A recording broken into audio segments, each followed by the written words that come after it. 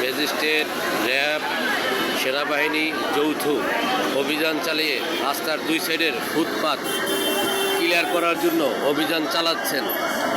আজ দুপুরের পর থেকেই এই অভিযান চলছে।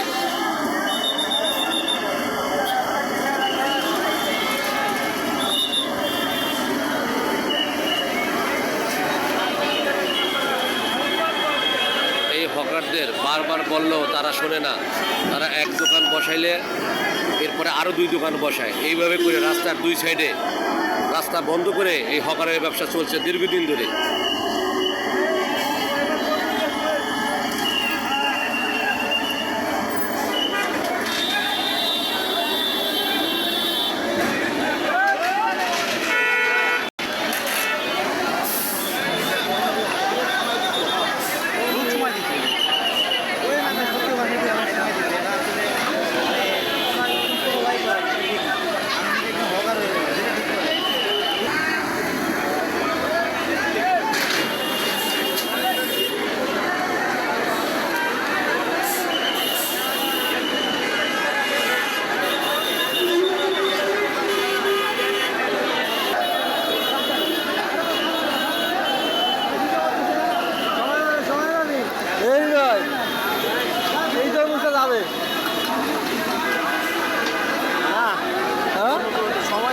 আরে সময় ওই পাশে দিল।